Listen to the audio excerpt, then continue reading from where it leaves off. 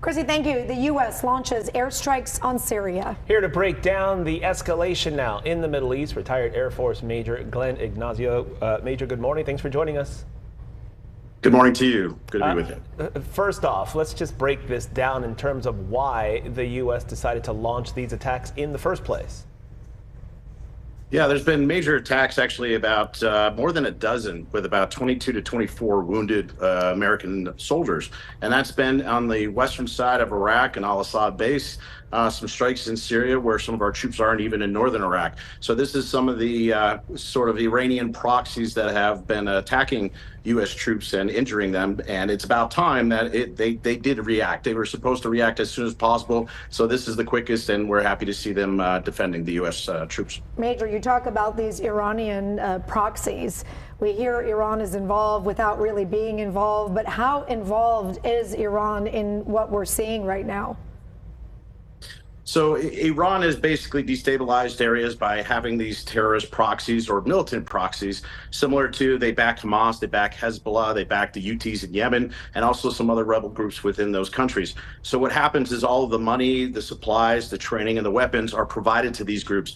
Ever since everything happened in Israel, where we have the Israelis against the Palestinians within Gaza, it's inflamed the area. And since the U.S. has come to sort of defend the area, Iran is using these proxies accordingly to take action against Americans. Will more American troops be deployed? We've seen some of our ships. We heard something about 900 additional troops. Where is this headed? So 2,000 troops were prepared to deploy and are deployed over there for support. And then the 900 right now are being deployed to actually do a missile defense area. At least that's the major focus right now. And this would be able to prevent basically unmanned aerial vehicles being used as bombs or drones, rockets, and any missiles that be launched at the bases or U.S. troops that are in the area. So they're mainly going to be missile defense, but this does sort of escalate things because now you see direct actions against U.S. troops, and that was one of the things the State Department says we're not going to tolerate. So most of the troops are there for missile defense. I want to talk a little bit about these airstrikes and how it is related to the fighting that we've seen over the past few weeks between Israel and Hamas. Yeah, the whole situation, like we were saying, we're always trying to keep it contained in Israel, as far as Israel and the Gaza Strip and everything that's happening there. So those carrier groups deployed to keep everything contained and to make sure that Iran doesn't get involved directly, or hopefully Hezbollah would stay behind and not get in from Lebanon. So these airstrikes are really retaliating against U.S. troops, as the entire situation in Israel is really inflamed the entire area. So we are seeing this slowly migrate outside of that country, which was our biggest concern. And that's the thing we have to watch out for, is to get worse.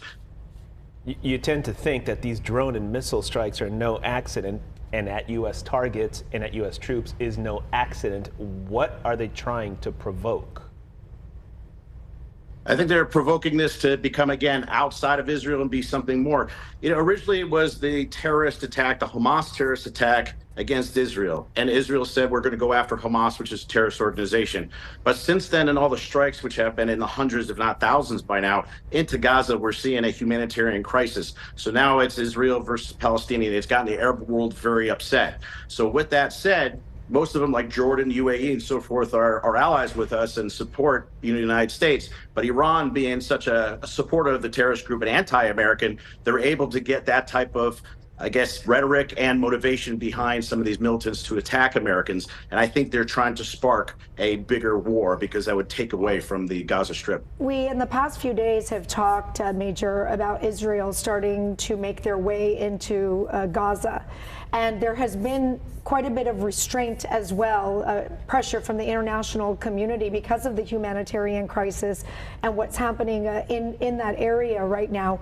What do you see happening next? Because the question that many ask is, can you eliminate Hamas without killing so many civilians in that area? Is that even possible to do?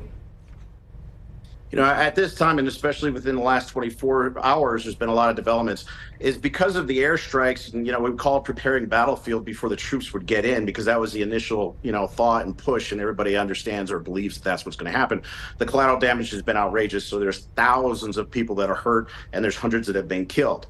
So the idea that the Israeli troops would have to go in, they would go, step by step, door by door to get Hamas. And that is a difficult thing, especially with the tunnels. So the problem is since those bombings have occurred and so many people have been hurt, plus the hostages, there seems to be more restraint because the international community is completely upset about the humanitarian issue, not against a terrorist attack. They completely understand. But this has become much bigger than a response to a terrorist attack. And that's the biggest concern, because there are a tremendous amount of civilians that have been hurt in this situation. Yeah, and we've heard a lot about how the president, the administration, they're trying and struggling to keep some sort of delicate balance in whatever is happening over here, but it seems more and more difficult to accomplish that. Getting back to Iran and what they're controlling, what is exactly the benefit to them long term, 5 years, 10 years later, if they get what is the benefit to them at this point in the Middle East? Well, one of the things that they were able to do is that there was an agreement, there was a sort of a peace offering and a break between relationships between Israel and Saudi Arabia. So the negotiations were going on that there was going to be a closer alignment, and finally that gets Israel and the Arab world connected much more. Because of the terrorist attacks and then the repercussions into Gaza at such an extreme level, it put all of that on hold. Now, most of these terrorist groups, Hamas, Hezbollah, and of course backed by Iran, don't want the Israel state to even exist. They don't want them at all, just like they're saying, hey, we don't want Hamas. That's what they feel about Israel. So when Iran is able to do this, they're able to break that relationship with Saudi Arabia, because they're not friendly with Saudi Arabia right now. And they're able to completely destabilize, break those relationships, break those connections, and focus on the Israeli state as the enemy as far as Iran is concerned. I think last time we talked, Major, we were thinking, is UAE, Jordan, Saudi Arabia, Egypt, are they doing enough? Have they been doing more since the last time we spoke? And is there still more that they can do? I think there's definitely more that they can do. The Qataris have been very influential in the negotiations with the hostages. And the hostages are made up from people of many, many different countries, Canadian, American. So that's another thing the Israelis have to think about, and they're sort of holding back of, do the hostages have a potential of being released? So Qatar's been very involved with that. Jordan, Egypt, and UAE have been supporting the humanitarian aid, but the humanitarian aid hasn't really been able to get into Gaza because of the gates, and they're controlled by Egypt and they're controlled by Hamas, unfortunately.